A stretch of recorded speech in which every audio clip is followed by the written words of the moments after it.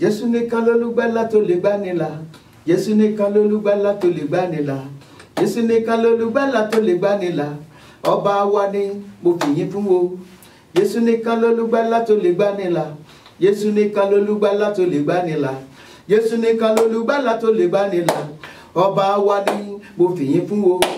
Ọlọ́run mi ìyanu ìyádò akakatirika akakatirika onípẹ̀lú ògo alùdẹ̀mùdẹ̀mù wòmí olórí aríran mo jíjó ọlá rẹ jìgùn aláìnípẹ̀kún àrágbìrìgìdì tí ń bẹ lóde ọ̀run alùgbàgbàgbà abalẹ̀ hamilẹ̀ abòkè agbára àìlópin ògbòmùgbòmùgbòmù òbìrìkìtì ayé òbìrìkìtì ọ̀run òun nìkan ní aláyé alọ̀run òun nìkan ní alọ̀run gbàṣẹ. Ọba tí ń gbani ni, ọba tí ń lani ni, ọba tí ń rí ni ni, ọba tí ń sọ́ni ni, ọba tí ń kọ́ni ni, ọba tí ń yé ni ni, alágbàwí àwa olùpilẹ̀ṣẹ̀ òun la láṣẹ ẹ̀ka òdodo balógun ìgbàlà. Ọlọ́run mi olùpẹ̀rẹ̀mú olùpẹ̀mẹ́rin olùpẹ̀gẹ́dẹ́ ìwọ ló lọ́lá ìwọ ló níyìn ògo àtọlá ìrẹ ni Jésù òun lọ́lá òun nìyé òun lolùgbàlà. Yorùbá gbàjọ wọn jó fún Jésù, àwọn Haúsá wọn gbàjọ wọn jó fún Jésù, ọmọ Ìgbò wọn gbàjọ wọn jó fún Jésù, àwọn dúdú wọn gbàjọ wọn jó fún Jésù, àwọn funfun wọn gbàjọ wọn jó fún Jésù. Ọkùnrin lóbìnrin ẹ jẹ́ ká wólẹ̀, ọkùnrin lóbìnrin ẹ jẹ́ ká júbà Jésù. Tó a kí ń káàbọ̀ sórí ètò wa, ètò kan gbọ́n ìlú mọ̀ọ́ká ètò tá a pè ní jígí ẹ̀mí ní gbogbo alẹ́ ọjọ́ ìṣẹ́gun látàgò 9 títí di aago 10 alẹ́, wákàtí kan ètò gbáko ni. Tòní ara ní o, ara ní àlejò ńlá kan. Nígbà tẹ́yìn náà bá ti rí àlejò náà ẹ ti mọ̀ wípé àlejò ńlá kan ni mo gbà lórí ètò yìí lónìí. Mo mọ̀ wípé ẹ gbádùn ètò tòní dáadáa yóò sì jẹ́ ìbùkún fún gbogbo ọkàn tí ẹ ti ń gbọ́ mi. Ẹ káalẹ́ lọ́dẹ̀dẹ̀ yìí o, ẹ káalẹ́ o, ṣàlàáfíà lẹ wa o, ẹ̀kú àríkò lè dánmọ́rán tí gbogbo wa ti ń sá kiri. Kúnlé ọmọ Aláàfin ọ̀run òun náà ni mò ń jẹ́ o. Àwọn kan ti ń sọ wípé ṣé mi ò ní fún wọn ní ẹ̀bùn tí ìmọ̀ fún wọn lára lẹ́ni. Ẹ̀bùn ta lẹ́yìí tẹ́gbà lálẹ́ yìí kókó àdúrà kan náà tún ni, ṣùgbọ́n kẹ́ ẹ tó gba kókó àdúrà kan yìí mo fẹ́ ṣàlàyé kan. Nígbà tó Ọlọ́run dá ayé tó dá ilẹ̀, ó ní kí ewébẹ̀ àti igi gbogbo kí wọ́n hù jáde láti inú ilẹ̀, àbí bẹ́ẹ̀ kọ́ bọ́lọ́run ṣe dànù. Tí a bá wá fa ewébẹ̀ kan tàbí igi kan tu kúrò lórí ilẹ̀ tó bá máa lọ́jọ́ 2 ọjọ́ 3 kí ló máa ṣe sí? Ó máa gbẹ dànù. Ẹ̀yin náà mọ̀ kó máa gbẹ ni. Nígbà tó Ọlọ́run wá fẹ́ dá àwa ènìyàn, Ọlọ́run dá wa láti ara rẹ̀ ló ti dá wa jáde. Ó dá wa, ó ní ẹ wá ẹ jẹ́ ká dá ènìyàn ní àwòrán ara wa. Nígbà Ọlọ́run fẹ́ dá àwọn koríko àwọn ewébẹ̀ ó bá ilẹ̀ sọ̀rọ̀, ṣùgbọ́n nígbà tó fẹ́ dá àwa ènìyàn ó bá ara rẹ̀ sọ̀rọ̀, ó sì mí èmí ìyè sí wa nínú. Ìdí nìyí tí a bá wá yára wa kúrò nínú Ọlọ́run, ẹni pé tó bá yára ẹ̀ kúrò nínú Ọlọ́run ó ń tọ̀hún ti kú nígbà tó rò pé òun wà láàyè. Ìyẹn ni Jésù sọ fún wa nínú ìwé Jòhánù orí 15 ẹsẹ̀ 5 sí 7 wípé èmi ní àjàrà ẹ̀yin sì lé ẹ̀ka, ẹni tí ó ń gbé inú mi àti èmi nínú rẹ̀ ó ní yóò so èso ọ̀pọ̀lọpọ̀, nítorí ní yíya ara yín kúrò lọ́dọ̀ mi ẹ kò lè ṣe ohun kan. Bí ẹnìkan bá gbé inú mi, bí ẹnìkan kò bá gbé inú mi, á gbé sọnù gẹ́gẹ́ bí ẹ̀ka, á sì gbẹ, wọ́n á sì kó wọn jọ, wọ́n á sì sọ wọ́n sínú iná, wọ́n á sì jóná. Fi àyè fún Jésù láyé rẹ lónìí o, kó mọ́ bá di ẹ̀ka tó máa gbẹ. Ẹ̀bùn àkọ́kọ́ nu ó wá gbàdúrà. Olúwa o, ogun tó rí mi tán fàánú já mi gbà kúrò lọ́wọ́ ogun tó rí mi tán. Ogun ènìyàn mímọ́ ó ní ogun ẹni tó rí ni tán. Ẹni tó mọ ọmọ bó ti ń wọlé, ọmọ bó ti ń jáde, ọmọ orísun rẹ. Ìgbà míì wà gan kó tó ṣe nǹkan kan òun náà ló máa fi lọ, ṣùgbọ́n wọn kọ́ sára ẹ̀ wípé ọ̀tá ló jẹ́ fún ọ. síbẹ̀síbẹ̀ bó bá lọ bó bá bọ̀ òun náà ni wàá ṣàlàyé fún. Olúwa fàánú já mi gbà kúrò lọ́wọ́ ogun tó rí mi tán. Ọ̀pọ̀ ènìyàn lọ́jọ́ yìí pé ọkọ̀ àyànmọ́ wọn ti tàkìtì, ó ti gbókìtì sínú kòtò nípasẹ̀ ogun ẹni tó rí ni tán. Ọ̀pọ̀ ẹlòmíì ló ti fi ayé yìí sílẹ̀ nípasẹ̀ ogun ẹni tó rí mi tán, nípasẹ̀ ogun ẹni tó rí ni tán. Ẹ wo tí ìbá ṣe wípé wọ́n ta Jósẹ́fù sí ilẹ̀ àjèjì, àwọn ará ilé rẹ̀ yẹn gangan àwọn gan náà bá ṣe kú pa. Jésù gan sọ nínú ìwé Matthew orí 10 ẹsẹ̀ 14, Matthew chapter 10 verse 36, ó ní ará ilé ènìyàn ní ọ̀tá rẹ̀. Mi ní kọ́ mọ́ fura sí ẹ̀yin tẹ́ jọ ń sùn sílé o, ṣùgbọ́n ó gbàládùá ni. Olúwa já mi gbà, fàánú já mi gbà kúrò lọ́wọ́ ogun ẹni tó rí mi tán. Wàá gbọ́ ìkìlọ̀ lélẹ́yìí. Ẹlòmíràn lóòótọ́ Ọlọ́run fi ràn ọ́, orí pé bàbá yẹn òun là jẹ́, àbó ń lo só ìyá yẹn là jẹ́. Ṣé wá ní kó lọ rèé bá, ṣé ní kó lọ bá, àbí wòlíì kan ti sọ fún ọ wípé ìyá rẹ̀ àjẹ́ ni, bàbá rẹ̀ oṣó ni, ìwọ náà wá ń fi hùwà, wọ́n fi hùwà sí wọn torí pé ìjà tẹ̀mí ni, ìjà tẹ̀mí ni, ohun ẹ̀mí náà ló sì lò. Má jẹ́ kí ìyẹn kó dín ojúṣe rẹ kù sí bàbá rẹ tàbí sí ìyá rẹ. Ṣe nǹkan tó yẹ kó ti àdúrà ló máa gbà. Olúwa fàánú já mi gbà kúrò lọ́wọ́ ogun ẹni tó rí mi tán. Ọkùnrin kan nígbà kan ó lọ bá ìyá kan lágboolé wọn, ó pè ó ní ìyá àjẹ́, àwọn ọ̀sẹ̀ bọ́ nìgé ni wọ́n á gbóná lára ẹ̀.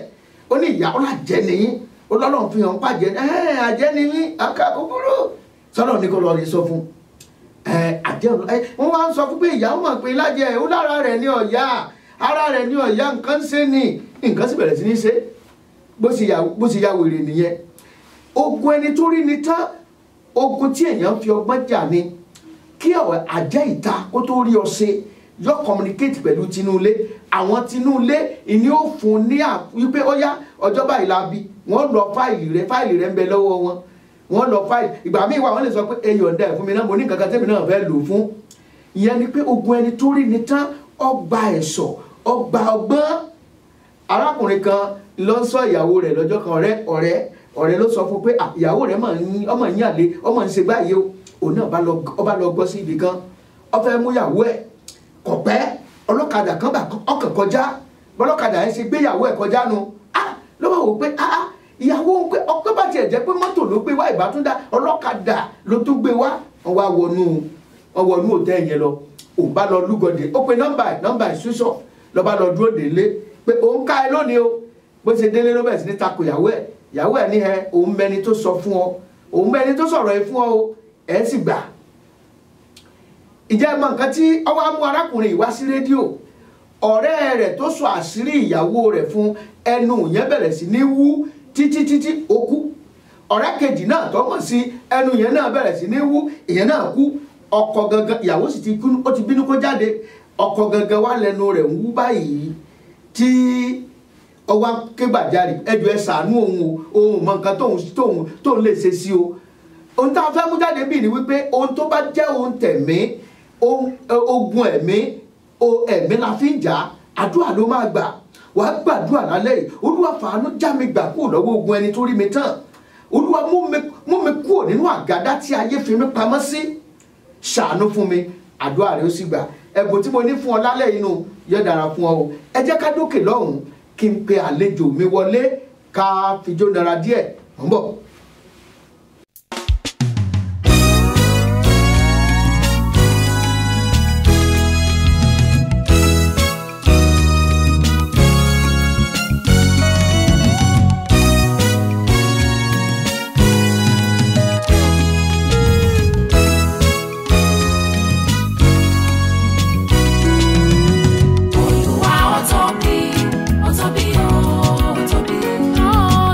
Olúwa ó tóbi.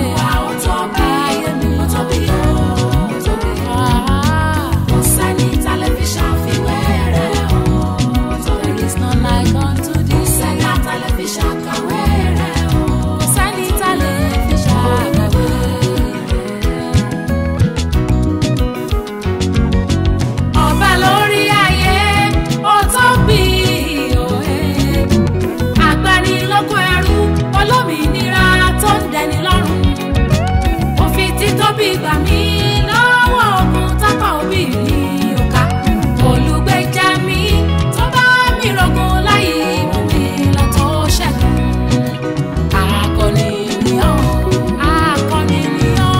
Olúwa ó tóbi, ẹlẹ́rù ó tóbi ó tóbi. Ó tóbi, ó tóbi, ó tóbi ó tóbi. Kò sẹ́ni tá lè fi ṣàfiwé rẹ̀ o. Mighty man in battle. Kò sẹ́ni tá lè fi ṣàkàwé rẹ̀ o. Ó tóbi ó.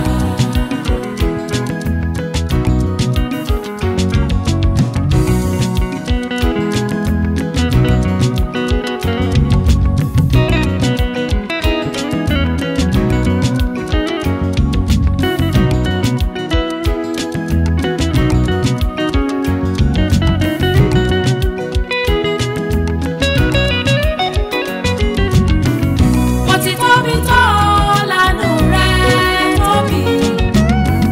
Mo ti tóbi sá òdodo rẹ̀ tóbi o. Ó tóbi tìfẹ́tìfẹ́ onímọ̀jẹ̀mú tí kì í yẹ̀. Àrò ńlá tó gbájú jẹ mímú ayé gbogbo aláìlè tán. Ọgbọ́n tó kọjá orí ayé gbogbo. Olúwa ó tóbi, ó tóbi ó, ó tóbi yẹ́yẹ́. Olúwa ó tóbi, ó tóbi ó. Kò sẹ́ni tó tóbi tó. Kò sẹ́ni tá lè fi ṣàfiwé rẹ̀ o. Kò ṣàkàwé rẹ̀. Kò sẹ́ni tá lè fi ṣàfiwé rẹ̀ forever. Ó tóbi ó.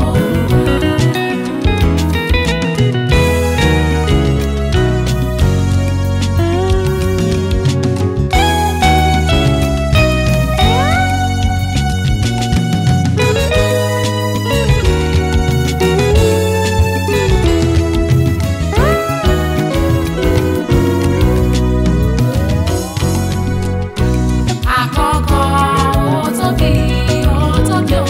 Olúwa ìpilẹ̀ṣẹ̀ òwòrí ó yẹ́yẹ́ ó tóbi. Ìbẹ̀rẹ̀ ẹni tó fọgbọ́n dá ó.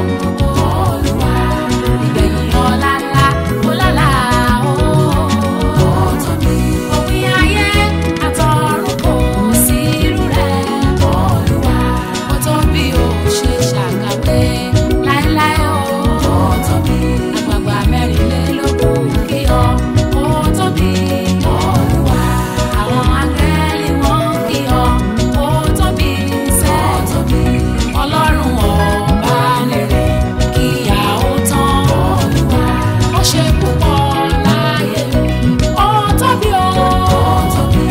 Ìwọ ló gbórin tó ga tó kù tó tún fẹ́. Ó ga ó kù ó fẹ́ ó jìn ó tóbi lálá.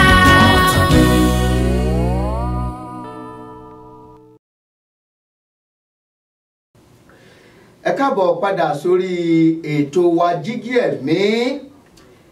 Ètò Jígí Ẹ̀mí yìí òun la fi máa ń mọ kí ló ń bẹ kí ló ń lọ láàrin agboolé ìgbàgbọ́. Mo sọ wípé jígí tá a máa ń wò yìí ó dàbí ìgbà tí ẹ bá wo jígí ṣùgbọ́n kì í sara rẹ̀ gangan lórí ó ń rí ohun tó ń ṣẹlẹ̀ nínú ẹ̀mí àti kí ni àwa ènìyàn ní agbo ilé kìrìsìtẹ́nì kí ni à ń fi ìgbésí ayé wa ṣe. Òun náà ni tí à ń gbọ́ lórí ètò yìí lónìí.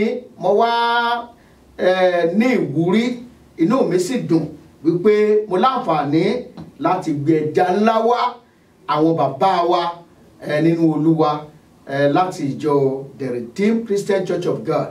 Àwọn náà ni olùṣọ́ àgùntàn àgbà ti ẹkùn ńlá tí a ń pè ní region òun náà ni à ń pè wọ́n. Àwọn ni bàbá wa Pastor Adéṣọlá Adétúwò wọ́n mọ̀ correct mi Ọ̀kànrẹ̀ndé láti ìjọ The Redeemed Christian Church of God Pavilions of Redemption ní Houston, Texas níbí báyìí. Àwọn náà wà lórí ètò báyìí. Bàbá wa ẹ bá mi kí àwọn ará ilé kí a bá mi sọ orúkọ yín fún wọn dáadáa.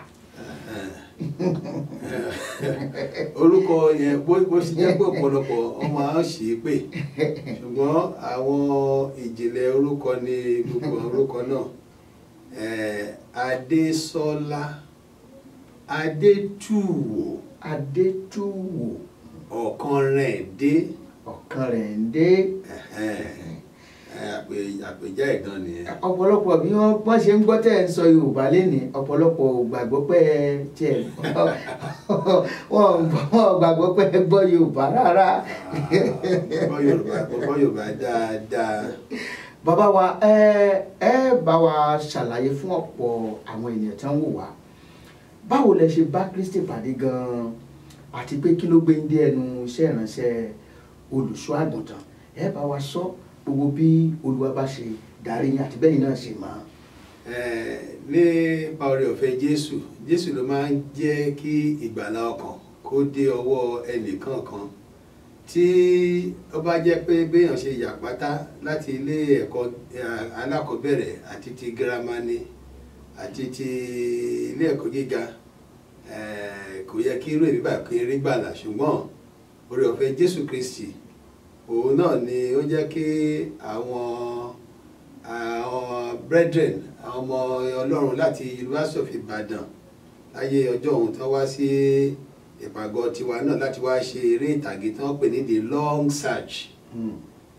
And nígbà yẹn mi ò mọ Jésù ìpátá là ń ṣe káàkiri ọgbà ní yunifásitì ṣùgbọ́n nípa oore ọ̀fẹ́ Jésù Kristi mo bá Jésù pàdé ní alẹ́ ọjọ́ 23rd of May ọjọ́ 23 oṣù ìkarùn-ún ní ọdún 1977. Ọjọ́ ti pẹ́. So ìgbà yẹn ni mo fi gba Jésù and àtìgbà náà mo ti búra pé kò sí padà sẹ́yìn mọ́ and nípa ti iṣẹ́ ìránṣẹ́ kì í ṣe pé mo fẹ́ ṣiṣẹ́ ìránṣẹ́ nítorí pé mi ò fẹ́ láti ṣiṣẹ́ ìránṣẹ́ bó tilẹ̀ jẹ́ pé ọ̀pọ̀lọpọ̀ ló ń sọ pé bó ti ṣe ń bá lọ yìí pẹ̀lú àwọn ogunlọ́gọ̀ tó ń gba Jésù tó ń kó wọn jọ tẹ̀ ń ṣe fellowship yìí tó máa di àlùfáà níjọ́ kan mi ò fẹ́ di àlùfáà ẹ ṣáà jẹ́ kí n máa ṣiṣẹ́ mi lọ gbà náà mo wà ní Foursquare Gospel Church ní Abẹ́òkúta ní 1982 ní Abẹ́òkúta ní Pastor Rufus Ọwádé àwọn náà jẹ́ alákòóso Foursquare Gospel Church Ìtàyálòdé nígbà yẹn èmi wà gbọ́dọ̀ ń ṣiṣẹ́ ní Ọlọ́run Kọ́lé Grammar School ní Kájọlà tó jẹ́ nǹkan bíi ibùsọ̀ 18 sí Abẹ́òkúta gangan so ní alẹ́ ọjọ́ yẹn ní ọjọ́ Saturday ní àlùfáà wa àlùfáà Rufus Ọwádé ni wọ́n sọ pé wò ó bro van yẹn kò ní wá sábúlé yín lọ́dà láti kó ẹnikẹ́ni wá sí gbòòrò lọ wàásù sí wọn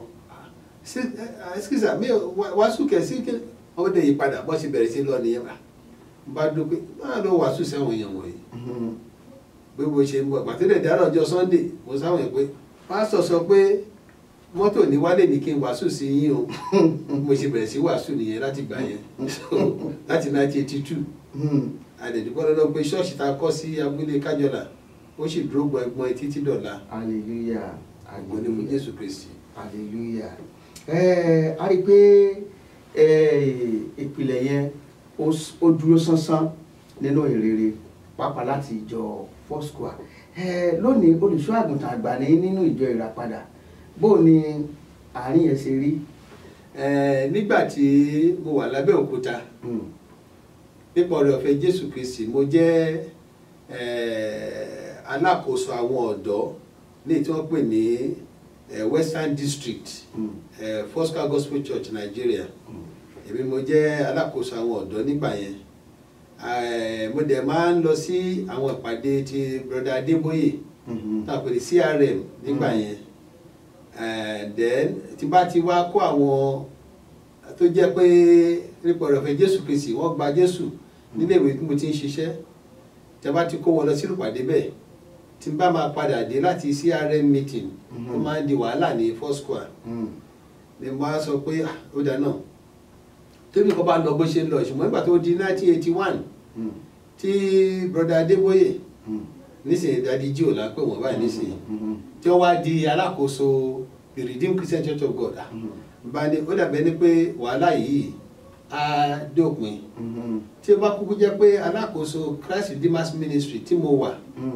ló wá di alábòjútó the Redeemed Christian Church of God tí bá kúkú bọ́ sí Redeem tí mo bá ṣe CRM lọ tí ò bá dẹ̀ ti sí wàhálà gbọ́nmisómi òtó kò ní sí wàhálà kankan mọ́ nítorí nígbà yẹn lọ́hùn tí mo bá ti kó àwọn èèyàn lọ sí àwọn ìpéjọpọ̀ ti Christ Redeemers Ministries nígbà tá a bá padà wá sí ṣọ́ọ̀ṣì ti wà láyé níkàjọlà àwọn ṣọ́ọ̀ṣì àwọn orí ìjọ wa lábẹ́kọ̀tà sọ pé mo kó àwọn èèyàn lọ síbi kan nǹkan tá a ṣe ń bẹ̀ a lè ṣe bẹ́ẹ̀ náà ní Foursquare ọ̀gá mi nígbà yẹn pásọ Ọ̀wádé wọ́n ní ọ̀dà náà lọ bá wọn sọ ní ìjọba gbogbogbò nígbà tí àwọn ọ̀dọ́ bá máa pàdé ní Ajébọ̀ wọ́n dẹ̀ lọ sí pàdé yẹn lájébọ̀ níjọ́ kan ní ọjọ́ òun lọ́hùn ọ̀rọ̀ yẹn ò tó ẹnu wa ò lè kó wọ́n ní kò ṣeé ṣe àwa study leader là ń ṣe kíni ní CRM a dẹ̀ ń kó wa sílẹ̀ kí bá wọn máa san gbàyàn 12 naira la máa san fẹ́ni kọ̀ọ̀kan láti wá sípàdé nígbà tí wọ́n máa kó bí àwọn èèyàn bí 20 wá sípàdé ṣé máa san 12 naira lórí ẹni kọ̀ọ̀kan owó tẹ̀ ní 12 naira nígbà yẹn lọ́hùn owó ni so n bá ní ìlànà náà tó bá rí bẹ́ẹ̀ nígbà tí Brother Adébóyè rẹ̀ ti wá di general overseer àti èmi àti ẹrù mi ẹ̀pẹ̀ kókó bọ́ sí Redeem bí mo ṣe darapọ̀ sí Redeem nìyẹn. ẹ ṣeun tẹ yànnà náà fún wa ẹ tún máa sọ ìrírí yín díẹ̀ fún wa lẹ́nu ìgbà tí ẹ ti gba iṣẹ́ ìránṣẹ́ tí ẹ ti di olùṣọ́ àgùntàn yányán àti aṣèwádìí pé Ọlọ́run ló yín gan ní United Kingdom ní ìlú UK lọ́hùn bọ́lọ́run ṣe lò yín nílùú Nàìjíríà tó tún lò yín nílùú United Kingdom tẹ̀tún wá síbi ẹ sọ àwọn ìrírí díẹ̀ fún wa fún àwa pàápàá tó ń bọ̀ lẹ́yìn ká lè kọ́ ọ̀pọ̀lọpọ̀ ẹ̀kọ́ ọ̀rọ̀ ọ̀rùn díẹ̀ náà. Yorùbá ní ìrírí òun ló mú jàgbàjì kì í ṣe ta ìjẹun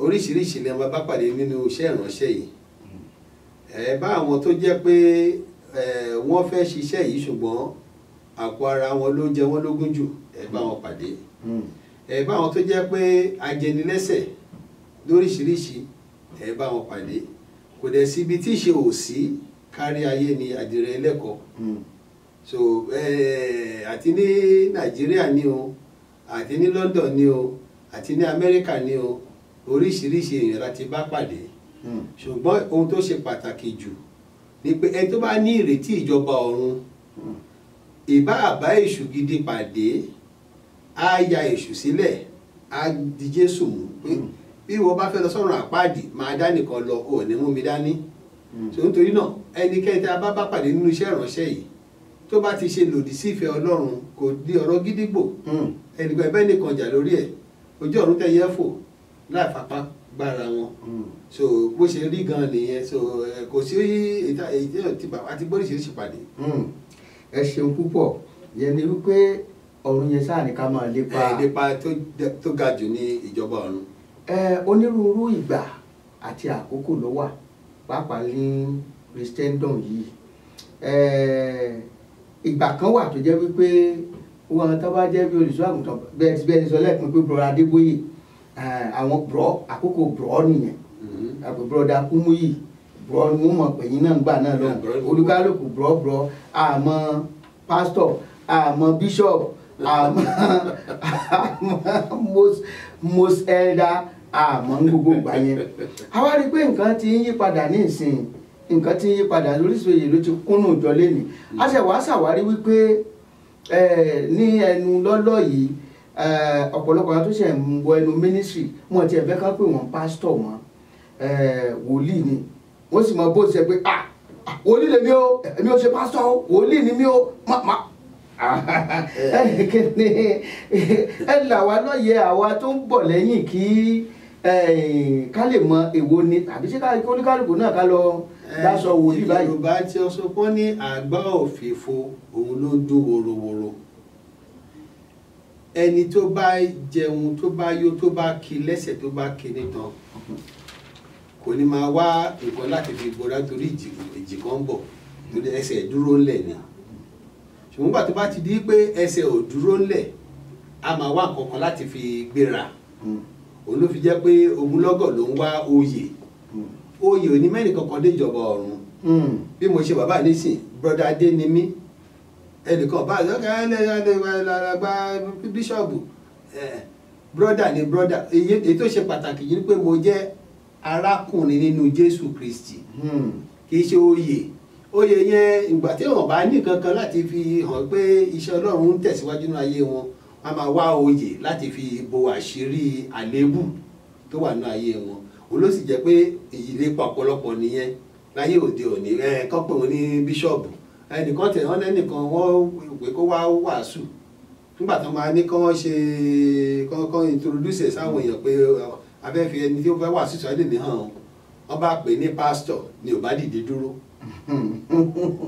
wọ́n dẹ̀ ti pè yín ó ní mi ò kì í ṣe pásítọ̀ bíṣọ̀bù ni mí mo dẹ̀ sọ fún àlùfáà tó sọ fún mi tó pè mí wà nínú ìpàdé yẹn màá gbé bíbélì màá jáde tó gbé kò ní kankan láti sọ fún mi Jésù ṣiṣẹ́ ìránṣẹ́ fọ́dún 3 àti ààbọ̀ tó bá jẹ́ pé wọ́n mọ Jésù yàtọ̀ láàrin àwọn tó kù ní wọ́n ní nídìí Júdásì ṣùgbọ́n Jésù ṣiṣẹ́ yìí kò fi gbàkànbọ̀ kan nínú kò ṣe agbára àbí kíní kan kò dẹ́nì kankan lágara pé ipò ọ̀gá àbí kíní kan ó lè wà láàrin gẹ́gẹ́ bí tó ṣe ìránṣẹ́ tó bá jẹ́ pé Jésù fi ara rẹ̀ hàn gẹ́gẹ́ bí èmi lolórí mọ̀ mí ni wọ́n ní nídìí Júdásì so tí àlùfáà tí ò bá ti ka Bíbélì kó rí òye tó wà nínú ibi tá à ń sọ yìí wípé Jésù fúnra rẹ̀ kò fẹ́ kẹ́nìkan kan kó mọ̀ gẹ́gẹ́ bí olórí bí kò ṣe nípa iṣẹ́ àmì tẹ́bá nínú ìwé Máàkù orí 9 wọ́n rò wọ́n mọ̀ Jésù wọ́n mọ̀ pé kì í ṣe Jésù ló dúró wọ́n ti gbọ́ ọmọ tí ara ẹ̀ ò yá bá àwọn arábí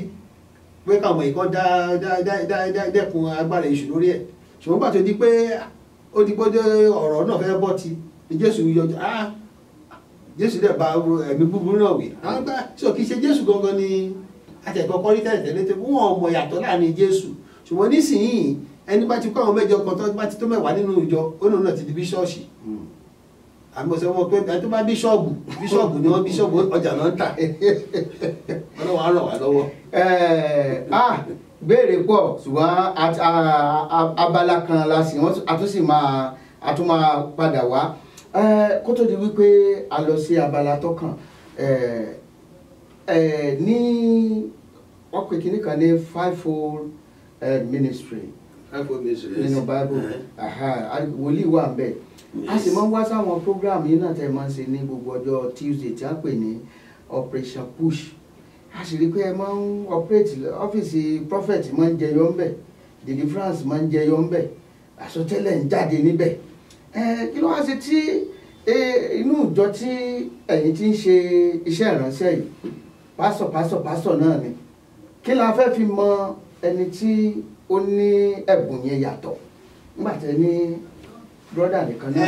kì í ṣe pé a lè rí ẹni tí a máa sọ pé eléyìí jẹ́ àlùfáà tó jẹ́ pé iṣẹ́ ìránṣẹ́ tiẹ̀ nǹkan tèmi èyí tó bó ṣe yé èmi sí gan ni pé èyí tí kálukú bá mú láàyò nínú àwọn ẹ̀bùn tọ́lọ́run bá fi fún un òun náà ni Ọlọ́run máa bá gbé lárugẹ so ó ṣeé ṣe kí èèyàn ní oore ọ̀fẹ́ láti ṣe ìdáǹdè tán pè ní deliverance ó dẹ̀ ní oore ọ̀fẹ́ bá kàn jókòó ẹnìkan dẹ̀ sọ̀rọ̀ nǹkan bẹ́ẹ̀ ẹ̀mí Ọlọ́run sọ pé báyìí ni kí ni ṣe rí á dẹ̀ sọ fún ẹ pé bó ṣe rí nìyí báwo ló ṣe mọ̀ pé ẹ̀mí Ọlọ́run ni ẹ̀mí Ọlọ́run náà ó ń fi fún kálukú gẹ́gẹ́ bí ó ṣe yẹ gẹ́gẹ́ bí ẹni ṣe fi ara ẹ̀ sílẹ̀ fún Ọlọ́run ni ṣùgbọ́n tó bá di pé òótọ́ ni pé ẹni tí ìgbà tí yóò bá fi kinní náà ẹnìkan sọ mí pé pásítọ̀ ẹ ti jẹ́ kí kinní dàbẹ̀ ní pé ó rọrùn jù bẹ́ẹ̀ náà lọ pé ẹ jẹ́ ká dẹ̀ kún jẹ́ bẹ́ẹ̀ lákìísà díẹ̀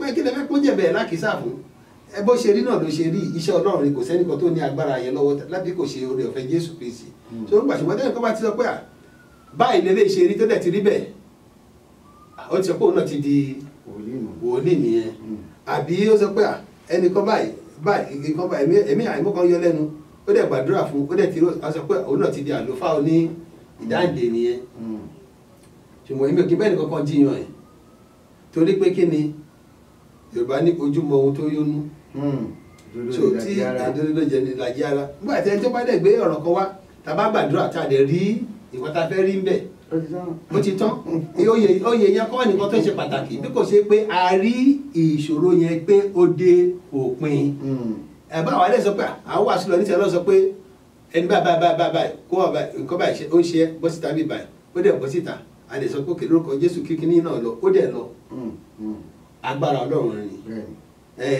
irú àwọn tó jẹ́ pé wọ́n ti ṣègbéyàwó fún dídọ́dún bí ọdún mẹ́ta tí ọkọ lè báyàwó ẹ̀ sùn kí ni ó fà wọ́n ju ọwọ́ ṣé kò lákìrìbótó ni o àbí báwo ló ṣe rí kò ṣe pé kò lójú awẹ́ ó lójú awẹ́ ṣùgbọ́n àwọn ẹ̀mí àmì ló kàn ṣe ìdènà tí wọ́n pé ọkọ lè wọlé ó dẹ̀ ló wà tọ́rọ̀ dẹ̀ ní ọjà ẹlọ́rọ́jí wọ́n tẹ̀ ní kó wá rí kí n mú bá wọn mú lọ rí baba ni yẹn kí lọ mú wọn rí baba Daddy G.O ṣùgbọ́n Daddy G.O sí tòsí ẹ̀mọ́ náà ni ṣé wọ́n fẹ́ lọ ṣé bí ìwòsàn ìwọ náà gbàdúrà fún wọn gbàdẹ̀gbẹ́ wo bàbá lè rí bàbá nísìnyí tí bàbá ti wà ní abẹ́ ààbò mi tó ti ń gbàdúrà fún iṣẹ́ tá a fẹ́ ṣe lẹ́nu ọjọ́ mẹ́ta ṣùgbọ́n àdẹ̀gbàdúrà lẹ́sẹ̀kẹsẹ̀ bẹ́ẹ̀ nígbà tá a dẹ̀gbàdúrà fún ọdẹ náà ó yá ẹ wọ yàrá ojúlé kúkú pọ̀ nílé mi lẹ́kọ̀ọ́ ó yá ẹ wọ yàrá bíbá ẹ lọ kò sẹ́ńtọ́ àti mìíràlẹ̀ ẹ lọ síbẹ̀ ẹ lọ ṣojú ṣe yín wọ́n dẹ̀ wọ yàrá bí eré bí àwàdà wọ́n ṣojú ṣe ó wọlé ó jáde èmi dẹ̀ máa rí wọn láàárọ̀ ọjọ́ kejì ìgbà tílẹ̀ máa fi mọ́ mi ò rí wọn níbo làwọn arábí níbo náà gbà wọ́n ní ìgbà tó di ìrọ̀lẹ́ tí mo tán padà dé náà ní ìgbà táwọn ṣojúṣe nílé mi lọ́ba sọ pé báwo ló ṣe wọlé tó dẹ̀ jáde bóyá nítorí pé ó jẹ́ lé pásọ̀ ní jẹ́ ká lọ sílé tí wọ́n ká lọ ṣe wò wọ́n dẹ̀ lọ sílé wọn wọ́n lọ ṣe ó dẹ̀ tún jójúṣe níṣẹ́ nípa ọ̀rọ̀ ìfẹ́ Jésù Kristi ọmọ wọn ti bímọ. Praise God. So irú nǹkan ok ṣé màá sọ pé dáná nísìnyí o ẹni tó bá ti ní kí Ọlọ́run ló ṣiṣẹ́ Ọlọ́run á ràn wá lọ́wọ́. ẹ̀kọ́ mo fẹ́ ká kọ́ nínú àwọn ìbéèrè tí à ń gbọ́ yìí torí ọ̀pọ̀lọpọ̀ òní sì débi kan yọ̀wọ̀n rúfu kẹ̀ nígbà tí èèyàn wá sí wọ́n ń invite ẹni wọn ò fi omi wà gan ibì kan wà tí mo ṣe MC lọ́jọ́ kan wọ́n ti ń pẹ́ yẹn náà ó ní wọn ò fi most sí pé most reverend ni kì í ṣe just reverend ó gbọ́dọ̀ fi most. àgbà òfìfo ni wọn àgbà òfìfo. ó mọ̀ ẹ jẹ́ ká dé òkè lọ́hùn náà bàbá wa sì wà níkàlẹ̀.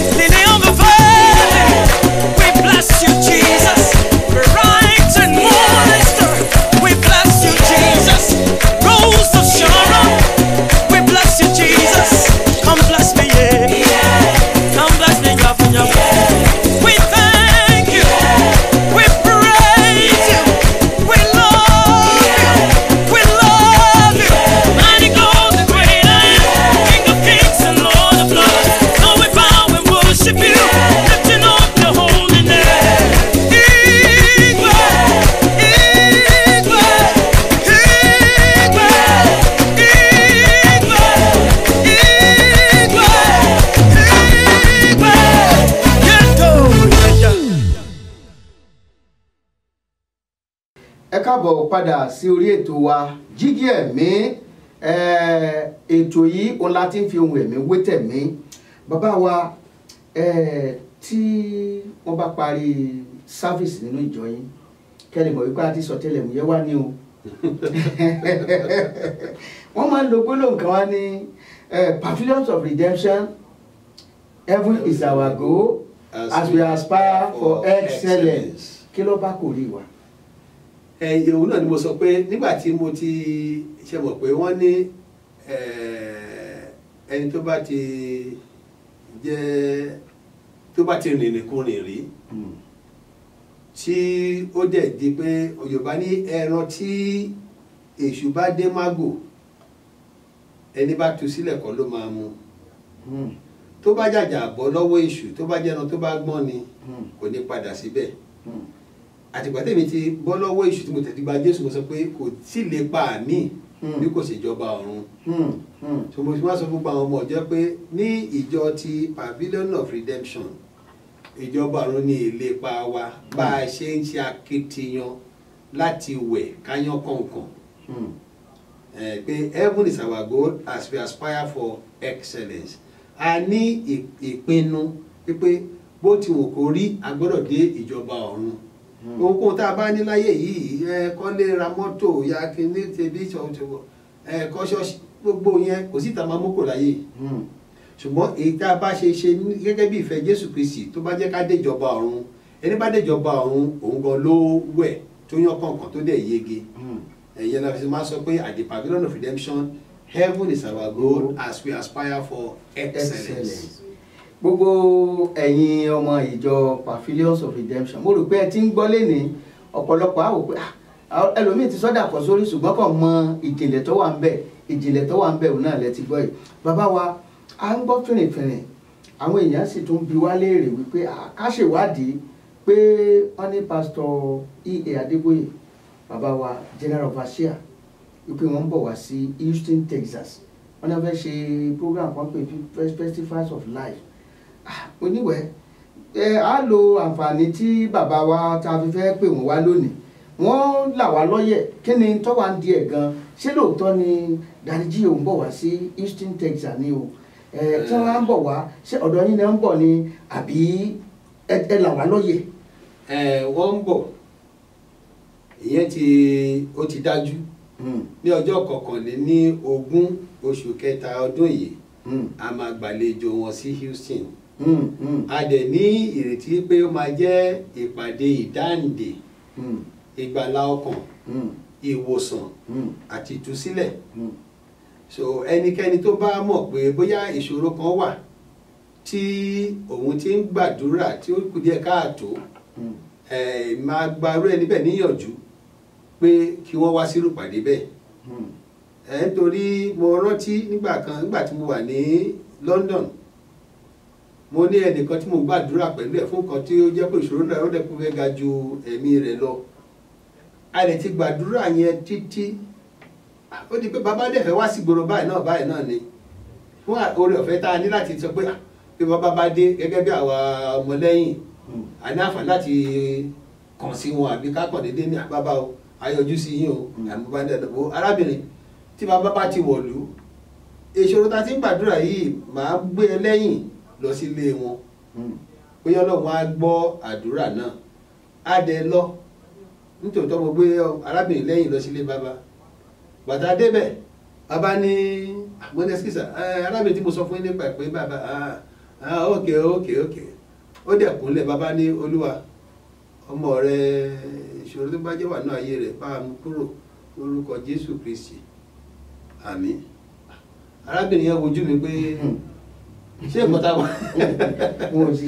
ìkọta wá ṣe nìyí àbí báwo ni pẹ̀lẹ́ èmi náà wojú ẹ̀ mo ní wọ́n ti gbàdúrà náà nìyẹn o so jẹ́ ká máa lọ adẹ lọ ọba tó máa díjọ́ kẹta arábìnrin pé pásítọ̀ ìṣòro yẹn mà ti tàn mo ní wo dáadáa o wọ́n ní òun mọ̀ nǹkan tó ń sọ ó ti tán tòótọ́ mo ní ṣe ó yí ẹ pé òun mọ̀ nǹkan tó ń sọ ó ní bẹ́ẹ̀ ni inú mi dùn ṣùgbọ́n nígbà tí mo ju aago yẹn sílẹ̀ inú mi bàjẹ́ kí ló dé wípé a ti gbàdúrà yìí kí ló dé n bá gbé mọ́tò ó dọ̀dọ̀ bàbá ẹ lẹ́sà ọlọ́gbẹ́ni àbáwo ní báwo pẹ̀lú bẹ́ẹ̀ dáadáa ní sà arábìnrin tẹ gbàdúrà fún ó ní ìṣòro yẹn ó ti dópin àfògo fún Jésù Kristi ṣùgbọ́n máa bá yín pé ẹ jẹ́ ká wá kí nìdí nǹkan tí ó jẹ́ kíṣẹ́ yìí máa ṣe bàbá bá bú sẹ́rìn wọ́n ní tí bátìrì bá ti múnádóko kò nídìí akitiyan àti gídígbò àti làásìgbò kankan tí ó bá ti jẹ́ pé bátìrì yẹn ti gbóná dáadáa tá a bá ti ṣe sọ ló ṣe máa rí àtìgbà náà èmi náà ti kò sí pé bátìrì yẹn gbọ́dọ̀ máa gbóná a gbọ́dọ̀ máa gbé gbóná gidi. àṣírí kan làwọn náà ti gbọ́ lẹ́yìn. so àtìgbà náà ló ti jẹ́ pé tèmi náà bá ti gbàdúrà fáwọn èèyàn àrí oríṣiríṣi iṣẹ́ ìyanu láti rí so kí dẹ́ pé bóyá máa làágùn àmà gbókìtì pé kíní lórúkọ Jésù kó rí báyìí á dẹ̀ rí bẹ́ẹ̀ àfún Jésù lọ àfògo fún Jésù. níbo ni ìgbàgbọ́ wo ni a ti fẹ́ ṣe. TSU ti Houston Texas State University ní Houston bíbá yìí ni ó ti máa ṣẹlẹ̀. aago mélòó ló máa bọ́ sí lọ́jọ́ 21 oṣù kẹta yìí. láti ẹni tó bá ti mọ̀ pé òun fẹ́ ráyè ìjókòó bó bá ti ń dekan bí aago 5 sí 6 kó ti ya máa débẹ̀ torí pé ọ̀rọ̀ náà kẹtàn dé ìjọ náà mọ́tò àti gbogbo ibi tó máa kó mọ́tò sí àti ṣe ètò ẹ̀ sílẹ̀ ṣùgbọ́n ẹni tó bá gbọ́n á tètè kan ìrìn mẹ́sẹ̀ pé kóun ti débẹ̀ lásìkò tó yẹ. tó bàbá wa kí ni àwọn ètò tó wà fún redemption of pavilions of redemption lọ́dún yìí àwọn ètò tó wà níbẹ̀. gẹ́gẹ́ bí a ti ṣe là sílẹ̀ àfojúsọ́nà wa. ní ọ̀sẹ̀ọ̀sẹ̀ la máa ń ṣe àwọn ìpàdé tí àwọn sọ pé ìsọjí ojoojúmọ́ ọjọ́ Tuesday ìpàdé yẹn ó máa ń lágbára ìtàṣe lánàá èmi gan fẹ́ mo ṣẹ̀ṣẹ̀ fẹ́ máa gbọ́ ọ̀rọ̀ yẹn fúnra ara mi nínú mọ́tò ni torí pé ẹ̀mí náà ló ń sọ̀rọ̀ nígbà tí bá ti wàásù tán èmi náà máa fẹ́ gbọ́ nǹkan tó ṣẹlẹ̀ so bí gbogbo ọjọ́ Tuesday a máa ṣèpàdé bẹ́ẹ̀ làbí wọ́n ṣe ń jọ Sunday ṣùgbọ́n nírọ̀lẹ́ láago 7 ní ìjọ Tuesday láàárọ̀ Sunday a ní ìpàdé àkọ́kọ́ fáwọn òṣìṣẹ́ èkejì láago 9 nìyẹn ní ìpàdé ti òwúrọ̀ fún ìsìn àkọ́kọ́ bẹ́ẹ̀ á ṣe ilé ẹ̀kọ́ ọjọ́ ìsinmi láti kọ́ bí aago 10:15 títí di aago 11 kọjá ìṣẹ́jú 15 bẹ́ẹ̀ á wá bọ́ sínú ìpàdé ti èyí tó máa wọnú ọwọ́ ọ̀sán sí kọ́ bí aago 1:15 lọ́sàn-án ṣùgbọ́n jákèjádò ọdún a ní àwọn ìpàdé tó jẹ́ pé ní oṣù kẹta ọdún a ní ìpàdé tó jẹ́ ìpàdé tó jẹ́ èyí tó jẹ́ gbòógì not very important ìyẹn ṣùgbọ́n ìyẹn máa ń ṣe àkóso gbogbo àwọn ìjọ tó wà ní agbègbè ṣùgbọ́n ní oṣù kẹjọ a máa ń ṣe ìpàdé tó jẹ́ pé a máa ń pè ní ìṣípayá ti ọ̀run àbí ìfitónilẹ́nuwò bíjọba yóò ṣe rí a máa ṣe ní oṣù kẹjọ ṣùgbọ́n ní ọdún yìí a ti ṣe ètò sílẹ̀ a máa pé ìwé yẹn máa jáde láìpẹ́ fún oṣù mẹ́ta la máa ṣèpàdé nípa ẹbí ní oṣù tó ń bọ̀ yìí nísìnyí a máa ṣèpàdé nípa ẹbí pàápàá nípa bí àwọn ọkọ àtìyàwó wọ́n ti lè máa bára wọn tò kí wọ́n lè níjọba ọ̀run ṣeré jẹ́ ìyẹn máa wáyé bí ẹ̀mẹ́rin lọ́dún yìí so gbogbo bó ṣe ń jáde lọ́tọ̀ a máa fi ètò ẹ̀ yé àwọn èèyàn àti pé ìwé ìléwọ́ rẹ̀ a máa jáde síta. ẹ ṣe púpọ̀ torí pé ẹ ti bá wa yànnà náà dáadáa ìbéèrè tí mo fẹ́ béèrè tí áfíríkà ṣẹlẹ̀ òun náà ni wípé a fẹ́ béèrè pé láwọn àkókò tí ẹ gbàgbọ́ yẹn ní ìbẹ̀rẹ̀ pẹ̀pẹ̀ yẹn tá a bá wo àwọn ìwé ìléwọ́ tẹ ní wọ́n máa pín káàkiri yẹn láyé ìgbà yẹn bí kárí ìjọba ọ̀run ìdájọ́ Jesus is coming Jesus save the reason why Jesus Christ was born gbogbo àwọn nǹkan wọ̀nyẹn là máa ń rí ṣùgbọ́n tá a bá wo ọ̀pọ̀lọpọ̀ àwọn ìwé ìléwọ́ tó ń pín lénìí bí kárí prosperity ogun ayé kan, àwọn nǹkan wọ̀nyẹn ló pọ̀ jù lónìí. Kí ló fa ìyàtọ̀ yẹn? Èsì nǹkan tí Yorùbá ní ebi kì í pààyàn dé sọ aláṣọ. Ogun èṣù náà òun ló fa gbogbo nǹkan wọ̀nyí. Nígbà táwọn ẹ̀ bá ti ní ìṣòro tó yẹ èṣù bá ti fi ojú wọn gbolẹ̀, àwọn àlùfáà èyí tí wọ́n bá tún máa fi sọ̀rọ̀ nípa ìdájọ́ ń bọ̀, àwọn èèyàn wọ̀nyí ó dẹ̀ pé ìdájọ́ kan ti dé bá wọn. Ká tún máa sọ pé ìdájọ́ ń bọ̀, ó dáa náà jẹ́ ká kọ́kọ́ pẹ̀tù sí lọ́kàn náà kó tó nípa bẹ̀rẹ̀ sí sọ̀rọ̀ ìdájọ́ fún un. Òun ló fi jẹ́ pé ọ̀rọ̀ ìgbàlà ó ti wá rọ́gì báyìí nísìn, ó ti lami. Ṣùgbọ́n bó ti wò pé la fi sọ ní ọ̀dọ̀ wa ní Pavilion of Redemption pé ìjọba ọ̀run ní ìlépa wa. Bá a ṣe ń kọ ojú abẹ níkò fún wọn, ọ̀pọ̀lọpọ̀ ló ti sá kúrò. Mo dẹ̀ máa sọ fún wọn pé tó o bá sá ti sá lọ síbi tó bá ti sá lọ, sájẹ́ ká jíjọ pàdé níjọba Ọlọ́run. Torí gbogbo ayé gbà ó ń bọ̀ báyìí, Jésù máa gbogbo ọ̀tá ẹ̀ máa kú. Ọ̀rọ̀ ìjọba ọ̀run, ọ̀rọ̀ gbàlà kò sí bẹ́ẹ̀ wọ́pọ̀ mọ́ láàárín àwọn oníwàásù. Nítorí pé kí ni ìjọ̀gbọ́n ti dé bọ́ pọ̀lọpọ̀, èyí tí ò rówó jẹun, èyí tí ò lè sanwó ilé, èyí tí ó jẹ́ pé kí ni nígbà bẹ́ẹ̀ ti gbọ́rọ̀ tùnú, jẹ́ kó lọ sí tó máa gbọ́rọ̀ tùnú yẹn tó bá débi tó yọ wà tó sọ pé ọ̀run àpáàdì bọ́ èyí tó wà ní ẹ̀gàn tó ọ̀run àpáàdì lọ́tọ̀ àti ọ̀run àpáàdì mi tó máa tí wọ́n ya lòun òun lọ síbẹ̀ yẹn mọ́. Ṣùgbọ́n ó sá lọ o, ó sábọ̀ o, tí ò bá gba Jésù gidi ọ̀run àpáàdì tó sọ pé òun ti rí, á rí pé kò tẹ̀ tó dájì nǹkan tó máa ṣe lọ bá pàdé níjọba ọ̀run àpáàdì. So ló fi jẹ́ pé gẹ́gẹ́ bí oníwàásù pàápàá bá ṣe gbà ní ayé ọjọ́ òun, a ní fi bọ́kó bọ́yọ̀, a ní jẹ́ kó rọ́gì, a ní jẹ́ kó lami. Bá a ṣe gbà láṣẹ máa gbé fún ayé àwọn tó bá fẹ́ dúró á dúró, àwọn tó dẹ̀ mọ̀ pé àwọn ò lè dúró bí tó bá mọ̀ fẹ́ tó fẹ́ sá lọ kó sá lọ síbẹ̀. Ṣùgbọ́n ọyẹ́ olùmọ̀kìlọ̀ fún nítòbí.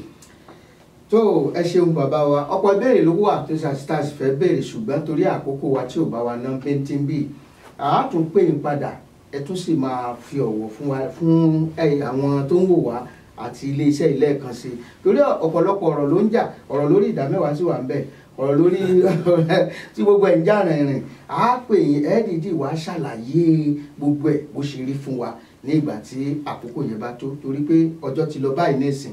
Ṣùgbọ́n kó tó jẹ́ àwọn èèyàn láǹfààní láti pè yín, bóyá ẹ lè bá a sọ nọ́mbà yín. Yorùbá ní adìyẹ sunkún yẹ ìyẹ́ bò ó. Nígbà kan sí wà kán èèyàn pè, ṣùgbọ́n nísìnyí iye àwọn tó pè gan ti pọ̀ ju ó ti ọ̀fẹ́ ọ̀nà máa gbé aago. Ọ̀rọ̀ ti wọ láì náà báyìí. Ṣùgbọ́n fún àǹfààní tó bá jẹ́ pé tó bá pè tó bá dẹ̀ pè lápèyọrí pé mo lè gbé aago ẹ̀, ẹni ẹ lè pè lórí 832 723 84 70. Tó ẹni ẹ bá pè nítorí pé bóyá aago iṣẹ́ wà nísìn orí òun fúnra rẹ̀ ti kún, bẹ́ẹ̀ ni bá pè nísìn kò lè rí bí fóun sílẹ̀ torí pé ó ti kún. Mi ò dẹ̀ tí ì ráyè láti ẹ̀ ti jókòó tì í. Àwọn WhatsApp mi nísìn it's about 5,000 tó bá tẹ̀ tí wọ́n ju bẹ́ẹ̀ lọ. Ìtẹ́wá àwọn text messages ìyẹn náà wà ń bẹ̀.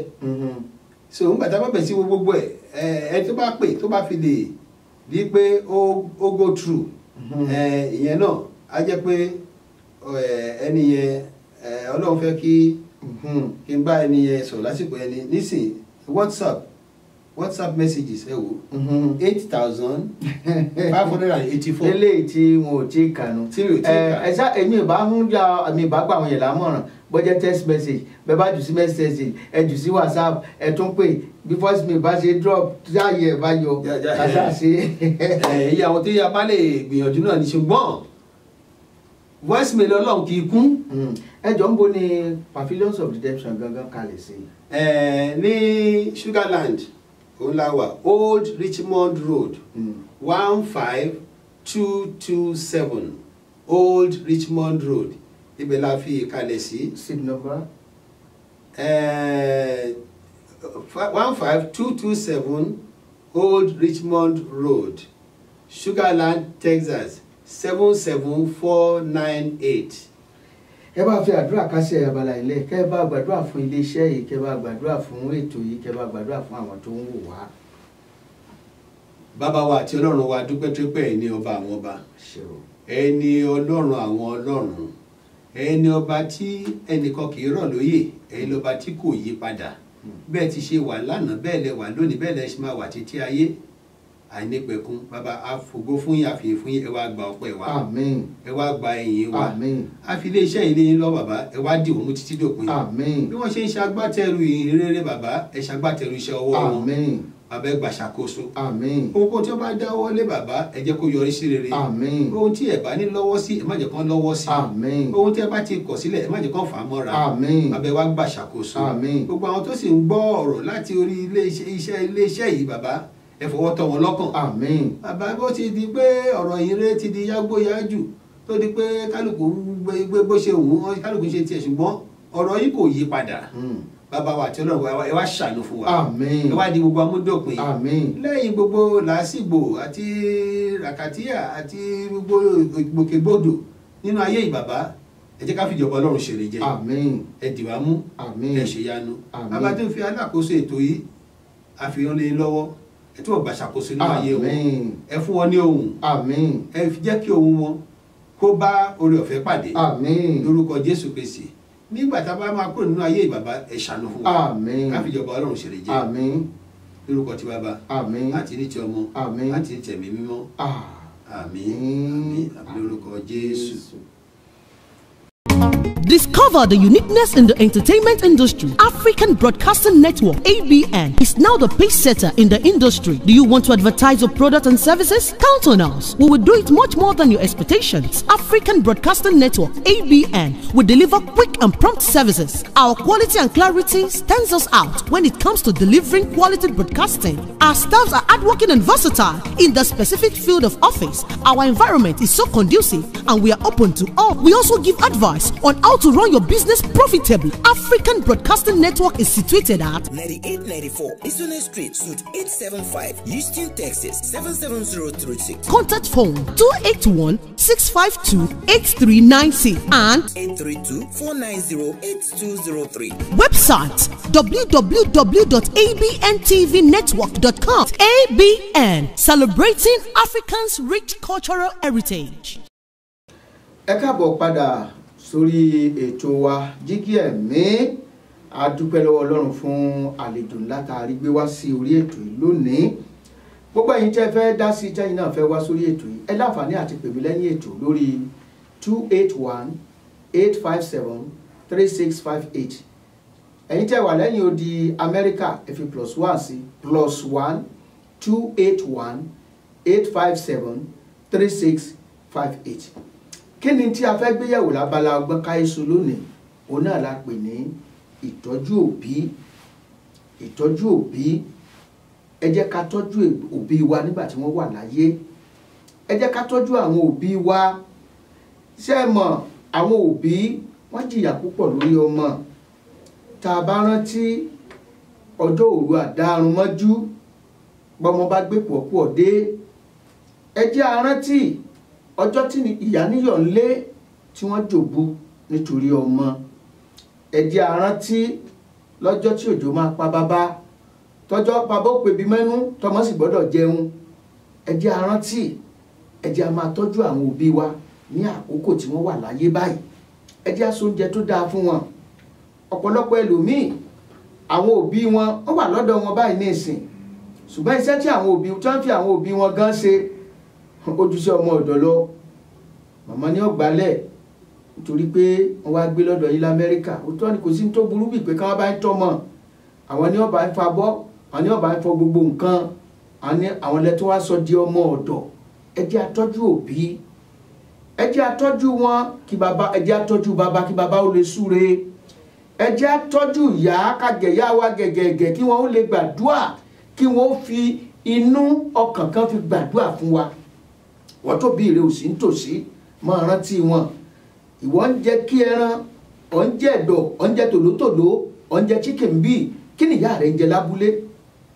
kí ni tí ìyá rẹ̀ ń jẹ lábúlé bóyá ìyá bóyá oúnjẹ bóyá gbára ni ìyá fi lóúnjẹ kan jẹ lóòjọ́ gbogbo àwọn nǹkan tára ń fẹ́ bẹ́ẹ̀ ni ìyá yìí ó ṣe wàhálà ó sì rán ọ lọ sílé ìwé o nígbà tí ìyá bá wá kú tán tó o bá wá ra màálùú bọ́ ọ bá wá débẹ̀ tó lọ rèé pa ẹran tó jẹ́ pé ebi ló sì pa ìyá yẹn kú àbí ebi ló pa bàbá yẹn kú bọ́ ọ bá débẹ̀ tó ra ẹran tó lọ rèé pa ẹran oró ni o ẹran oró ni o sáà pé mi máa bá yín sòótọ́ ọ̀rọ̀ ẹran oró ni o bọ́ ọ bá dé ẹ̀gbá ìlú tó lọ pe léré ẹ wá ká máa náwó fún ẹ ebi sì pa ìyá yẹn kú ni ijó èpè ló ń jó ijó èpè ni òótọ́ ni sábà pé mi máa ń sòótọ́ ọ̀rọ̀ ọgbọ́n káyé so ni o ẹ tọ́jú ìyá nígbà tí ìyá wáyé tí ìyá wà láyé nígbà tí bàbá wáyé ká má máa fèpè ránṣẹ́ sí yín láti inú sàárè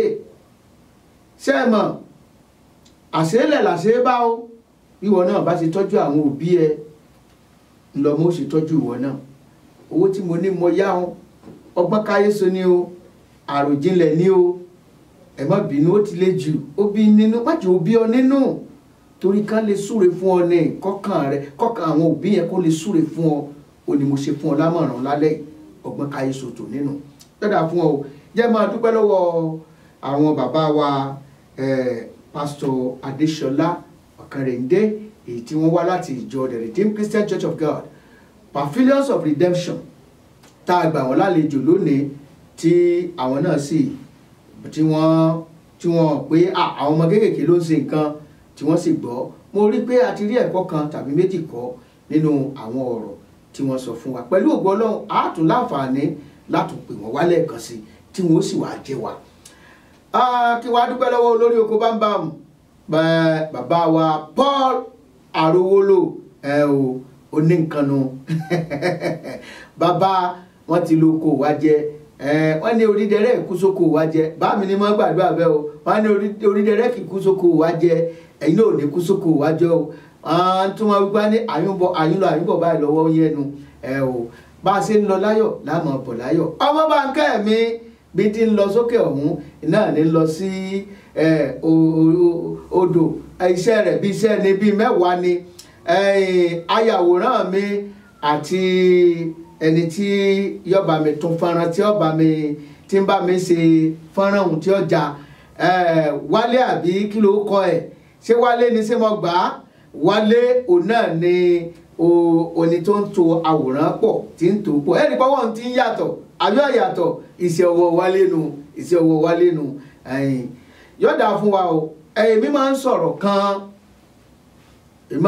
kan kódà bá láàfin ọ̀run lèmi náà ń jẹ́ o wípé gbogbo ẹja tí ń bẹ nínú omi ẹ gbàdúrà kó mi ọmọ gbẹ o gbogbo ọ̀kàsà tí ń bẹ lálẹ́ odò ẹ gbàdúrà kó dùn ọmọ fà torí tómi bá gbẹ tàbí tí odò bá sì fà àtẹjà àtọ̀kàsà ní ọ̀fara gbá ń bẹ̀ ìkòkò ní bẹ lórí iná níná ń gbárùkùrùkù tọ́ bẹ̀ bí ìkòkò bá fọ́ tí ọbẹ̀ sì dànù ojú náà ó rí mọ̀ bò ìwọ tó lóò fọwọ́ sí àlàáfíà ìlú tó ń dà lóru tẹ̀ ń tàjẹ̀ sílẹ̀